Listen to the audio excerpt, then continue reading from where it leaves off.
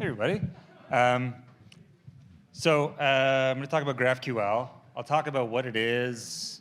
Some of you don't know what it is. But at the end of the day, we're trying to hack systems that use GraphQL. So that's our end game. And we want to do it without spending much time. So reset my timer here. OK. Let me know. We good? We're good. OK. So Burp is my tool of choice. So we taught Burp how to speak GraphQL, because it did a pretty bad job of it before, and still does until you install this thing. This is me. These are some things that I've done. I've done software development for like 16 years, mostly in web APIs. I've been doing security for 5 years professionally, and before that, like most of you, I was also doing all the other things unprofessionally. I've got my OSWE, so I'm an expert, a certified expert in web exploitation. Don't question me on that. And Azure, but that's not related to this talk. OK, so I want to know just who I'm talking to so I know how to target the talk. So how many people, by show of hands, have even heard of GraphQL? I'd say it's a little bit more than half, OK? OK, next question, but keep your hands up just so, because I'm not so fast. Who uses Burp Suite? OK, who has used Burp Suite? Most people, OK. So now we're getting a fewer hands. Who has pen tested GraphQL before? OK. I see a familiar face in the back. Hey, how's it going? Who has pen tested with Burp? Who has pen tested GraphQL with Burp? OK. You people are going to be really happy at the end of this talk. OK. So here's what we're going to do. Intro, we're already done. We're going to talk about what GraphQL is. For those of you who don't know, because most of you do know, it's going to be kind of high level, but I'll explain it enough that the rest of you can it'll still be possible to follow along. Then I'm going to talk about what its weaknesses are, how to attack it, what currently is out there. There's something I don't go over in here is that there are commercial tools that do this, but they're commercial tools. This is a free tool, and it works for Burp, which I like because I don't like having a whole suite of tools. I like having one central tool, personally. Then I'll talk about how it works. Then I'll do a little demo, and then you can ask me questions. OK. So what even is GraphQL? So they call it a query language for your API. You're familiar with REST APIs. It's just a different body format. I mean, there's more to it, but when you send a request from the browser to the server, the only thing that's different about GraphQL is that the body is formatted differently. There's like a JSON object, and inside there's a query property, and inside there's the query, which is not quite a JSON object itself, but it's JSON-like. I've got sort of like, you can see at the top here, the request. It looks like JSON, it's not exactly, but the response is JSON. The whole idea, the whole reason people are using it, and the reason it's getting adoption is because you can have just one endpoint in your API, the /GraphQL. And then you treat it like a query language, right? So the same way you would query your database, except you're using this language instead, this format. So you have a schema, just like your database would have a schema. Your application layer would have a schema, the types of things that you want people to be able to access. So like your login would be defined on the schema. Your users are defined on the schema. The things that your website does. So the example I'm going to use when I do my demo, some of you may have heard of the damn vulnerable web app. There's a bunch of different ones. These are intentionally vulnerable apps made for testing tools and stuff. This one is the damn vulnerable GraphQL app. I didn't make it, but I've been using it a lot to test. So on that application, I'll show you, it's got like, it's like a paste bin type of thing. So they'll have, you can query for pastes. You can query for paste by user, that kind of thing. OK, that's why people are using GraphQL. That's why it's cool. A REST API, you got to define every single endpoint.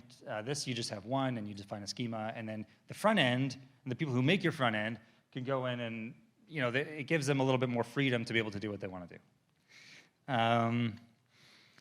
The thing is, it's pretty new. And people don't realize that it's just as vulnerable as your REST API. Plus, it comes with some bonus vulnerabilities, which I won't really get into too much. It's not what my tool does, but they're denial of service related. and not all of them are susceptible to it, so it's not my focus. But essentially, like, one of the things you might notice is I'm looking here for the hero and their name, but maybe one of these fields is their friend, right? So I can search for their friend. So hero, and then underneath that we have friend, and then underneath that we might have friend, and then underneath that we might have friend. So by doing that, you can have a huge deep nested query. Sometimes they're cyclical queries, and it can cause denial of service.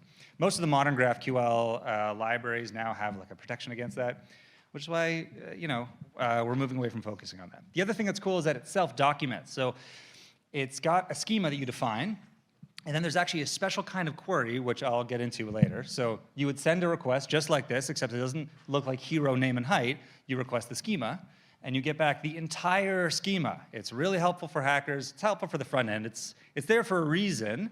Is it vulnerable? Is it a vulnerability? It's a good question. There's different schools of thought on this. But there's good reason to have it available, and we use it to make this application, to make our plugin work, which we'll get into.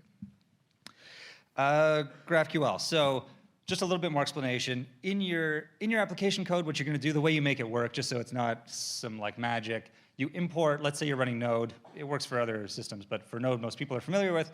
There's a GraphQL library you import, and then it's got built-in functions where you define the schema. And the schema kind of looks like the request, in a way. It looks sort of like what we're making here, but you'll define more than just your hero and all sorts of things, right?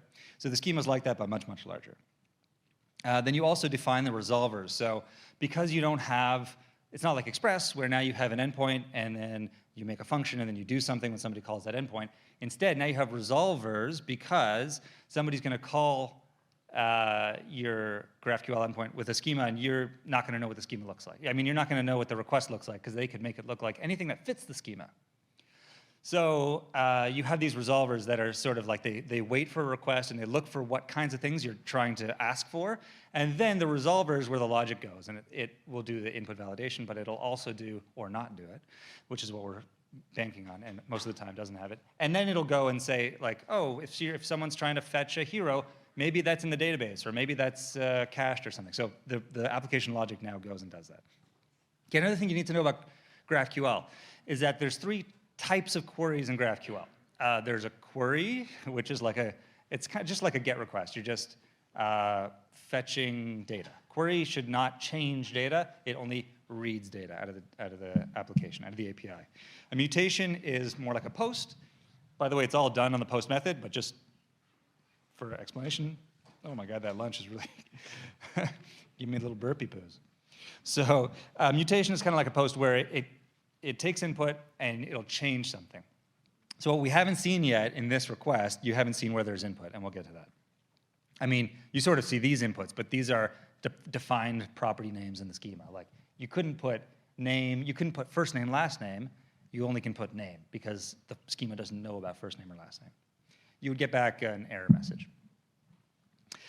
Okay, so now let's talk about that self-documenting thing. Introspection. This is Sigmund Freud. Sigmund Freud, big fan of introspection. So it's a special kind of query, right? You saw the original one where we're looking for a hero. This one, we're looking for the schema. You can Google what an introspection query looks like and just download it. It's really just like one particular request. It can look like, anyways, you can find it. It's a string. You can use it. You get the schema. It fetches the entire schema. Useful for the front end. Is it vulnerable? I sort of went over that.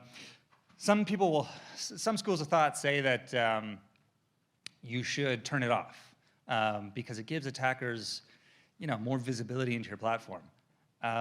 But it's then it loses, GraphQL sort of loses some of its usefulness. Because then you have to tell the front end exactly what types of things it can query for. But yeah, but if you're really if you're trying to build the web API for Fort Knox, you would turn it off. But for anything else, you might leave it on. So this is Burp, right? It knows REST APIs really well, and it uses the active scanner. So if anybody has not used the active scanner, essentially it's like a point-and-click adventure for hacking. It doesn't exploit anything, but it's vulnerability hunting. So you'll click around on your website, and if it's a REST API, Burp, if the active scanner is turned on, Burp looks at everything you're doing through the proxy, and it goes, oh, that's a REST API. That's a JSON object. I know where I can inject things. This is the value of a JSON object. This is the value for a post request, you know? And it loves REST APIs. It's delicious. But it does not know how to inject into GraphQL, which makes sense. It's new. The format looks a bit wonky. And so that's what I sought out to fix. Because right now, and I'll get into it later, what it currently looks like when you use the active scanner for GraphQL requests. Okay. So we need to find some safe injection sites. So you see, excuse me, on the left side, it takes a parameter. This is our first view of a parameter here. So you're looking for a human, and you're looking for the human with the ID of 1,000. Now they've decided to put this in string format. You can have your input be, there's a lot of built-in types. You can also define your own types, but the built-ins are going to be your standard strings and integers, things like that. You can also use enums. So foot is an enum. So probably you're not going to have much success fuzzing on foot, on that enum, on unit, because they'll be predefined, right? But you might have some success if there isn't proper input validation, just like you would see in any REST API. And that's kind of the magic of hunting vulnerabilities in GraphQL, is that it's not any different than the same kinds of mistakes we make with REST APIs. This is just, I'm going to teach you now how to do that with GraphQL, because most of you have probably not done this or not seen it. And by show of hands, that's true. So this would be our injection point, the 1,000. That's a string. We're going to start shoving stuff in there. And we got to tell Burp how to shove stuff in there. And by the way, the reason I use the active scanner, and the reason I wanted to make this work for the active scanner, is that active scanner is great. Of course, there's intruder, which some of you may have heard of. It's another Burp feature where you have a big payload, you tell it where to stick the payload, and you just say go. And it's maybe it's a huge list of payloads that are all SQL injection or something more relevant today, like SSRF injection or something like that. So that's good, but then you have to actually look at each of the results and visually parse, like, was this an error? Was this a good result? Is this something that I can use? The active scanner does that automatically. Some of you may know this already. It does that automatically, does what intruder does, but it also looks at the results and is smart enough to be able to parse the result and go, oh, this smells to me like it might be some kind of code injection. And it'll report that back to you. So you don't have to go through them each individually. It'll also do follow-up tests. So if it thinks it finds SQL injection, first thing it'll do is it'll test in apostrophe. And if it gets an error that contains the word SQL, for instance, it'll go, this is probably a SQL injection. Let me try a different thing. And it'll try 2 apostrophes next to each other. And if it doesn't get the same error, it goes, oh, OK, this is probably a SQL injection. So Active Scanner is really smart. It does all that kind of stuff for you, which is why I wanted to make it work with Active Scanner and not just intruder and that kind of stuff. It really automates stuff, right? But when we get to GraphQL, right, I don't know. I don't know what this means, right? This is kind of what it would look like when you run a GraphQL query. So we've got the query there, and then after it, it thinks that the query is an input string, and then after it, it goes, oh, let me try to put my SQL injection here, right? But it doesn't make any sense from a GraphQL standpoint. It should be where it says public true, right? It should be in the input. The true there is the input. So that's where it should be putting its payloads. So that's what we're going to teach you to do. So we get into gently coaching Burp without being condescending. This is what we're looking for. These are our goals, okay? And spoiler alert, this image is the completed realization of that goal. So we want a Burp extension, because I like Burp. We want to take the schema and automatically find every possible request we can make. I don't want to go through each one. I want to take the introspection query and I want to go make all the requests for me and send them to Active Scanner. And then I want to tell Active Scanner where those injection points are. Burp calls them insertion points, whatever. It's the same thing. So if you see, I think I may have accidentally interchanged them. Insertion points, injection points, same thing. So that's our goal. We want to make an extension for Burp that will search it'll make an introspection query, pull down the result of the schema, figure out every single possible request we can make, find out all the injection points for all of those requests, and send it to Active Scanner and tell Active Scanner to just do its business and get back to us when it finds something. And just, let me show you here. I mean, we'll get back to this in demo time. But on the right side, you see, this is actually good. I'm going to take the mic out. So this is what a query would look like, right? So we've got a JSON object, and in the query property is the value here is the actual GraphQL query, right? And it's a bit hard to see because, the format is sort of funky, so it's got all the white space characters built into it. So, we've got /n/t, and then you got the system debug call, which is one of the defined GraphQL things on this particular schema. And then we've got an argument, and the first argument is this, the parameter that was passed to it when we were testing was this code star. And Burp goes, oh, that's between quotation marks because we've told it where our injection points are.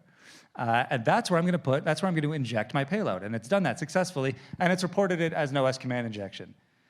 Hold for applause. Okay, so this is our plugin. It's called AutoGQL. That's what I'm calling it. Okay. So you give it a URL. You customize the headers if you need to. Maybe you want to test it while you're logged in, so you give it the authorization headers or cookie headers, whatever, and you click go. That was my goal. Give it a URL. If you need to customize the headers, click go, get a coffee, come back, write your report. And that's exactly what it does. So when you click go, it'll run the introspection query, determine every possible request, find the insertion injection points, send them all to Active Scanner, and then you save money and send me a coffee. So let's do a demo. This is the part that I'm not sure how I'm going to do this. I'm going to have to drag the window over. Okay. So.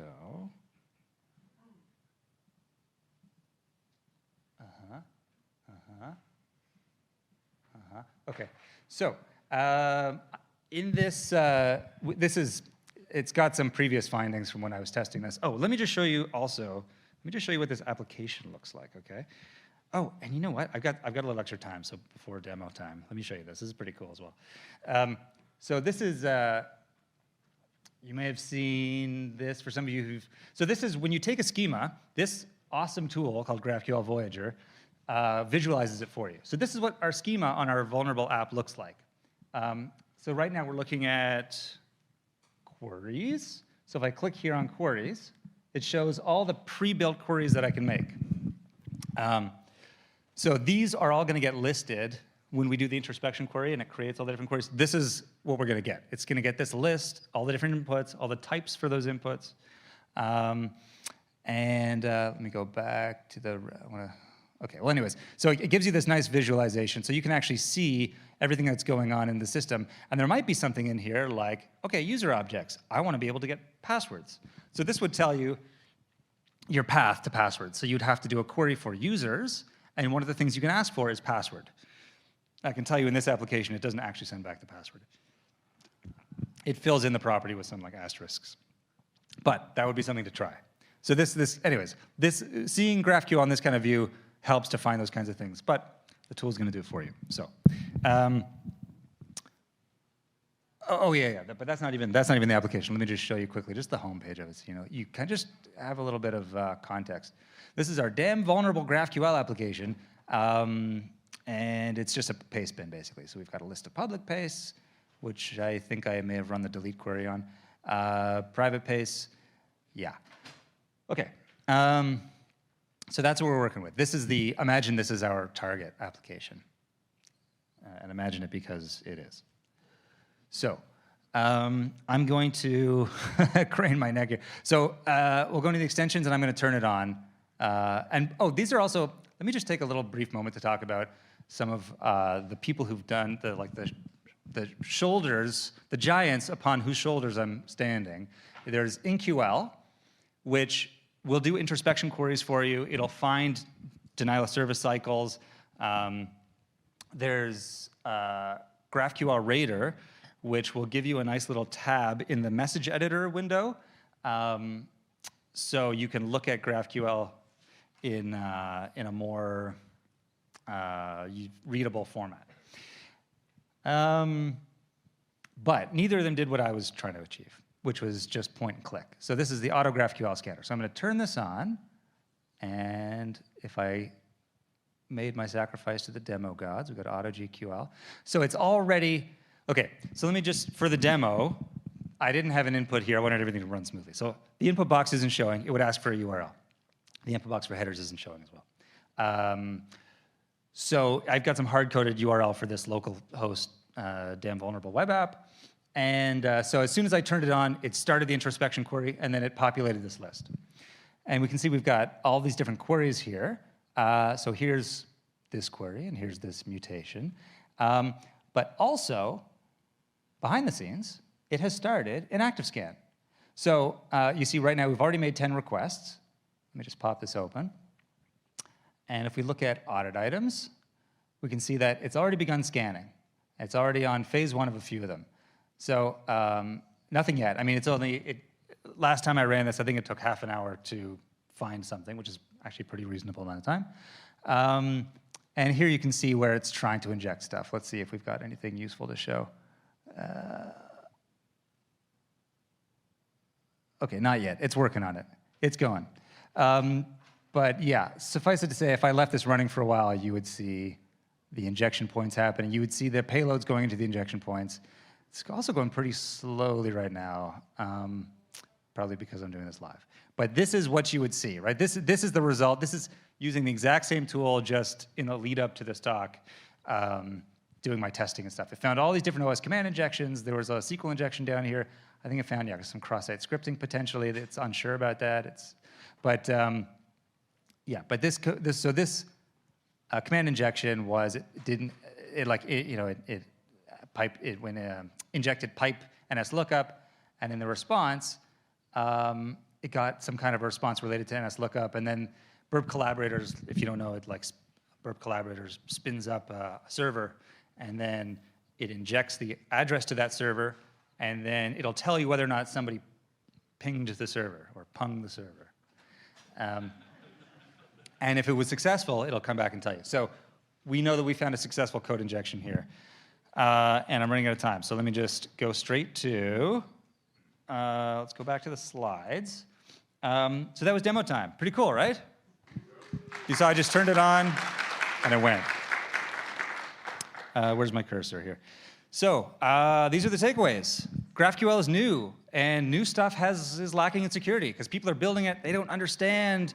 They think GraphQL, it's more, I don't know why they would think that, but they do. It's more secure because it's new. You know, maybe it is secure in some ways, but still in the old ways, it's not. You still have to validate your inputs. Duh. So Burp Active Scanner automates vulnerability hunting, and our auto GQL thing extends it to find all the insertion points, to find all the requests, possible requests, and all the insertion points. You can get it here. It'll be on the next slide too if you don't get a picture. And the whole idea here is going to save you massive amounts of time. And also you'll be at bragging rights when you break into that GraphQL client. So we got, I think, 2 minutes for questions. Take a picture of this. We're hiring. I want to talk to you if you've got experience, and I want you to use my tool and make issue requests and pull requests and all sorts of things. Questions? Okay, I see 3 hands up. We'll start with you. Yeah.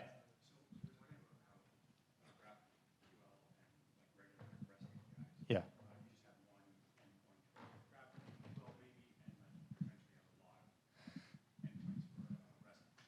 Right.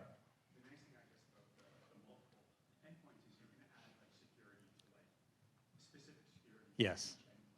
So in GraphQL, I assume you can add some kind of complex Yeah. security, and I guess that would protect like the difference between a really vulnerable GraphQL web app or API would be and not would Yeah. be like the security part of it, permissions or whatever. Yeah, so the question is REST APIs, at each REST API you can do your authorization checks, your validation, but in GraphQL you've just got the one endpoint, so how do you do that? So there's middleware for authentication, and then there's resolvers, which is, a resolver is like your callback. It's the function that, so you have, there's different frameworks, different GraphQL frameworks, and they all work a little bit differently, but essentially you have the opportunity to look at what was queried and then act upon that query. So if somebody queries for users, let's say, you can say, before you do any of the logic, you can say, is this person authorized to query for users, or this user, or these parameters? So it's, you know, I didn't get into too much. I didn't get into code examples of how you would build it, but if you go into the hello worlds and stuff, it's more simple, I think, than even I'm making it out to be. But yeah, there's places to put your functions to do that kind of logic. Does that answer your question? I guess so. Yeah.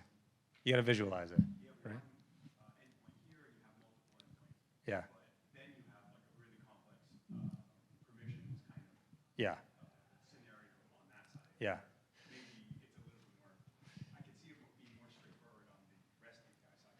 Yeah, I think it definitely is. It takes a mental shift to think about how they do it, because you won't be doing the authorization checks at the endpoint.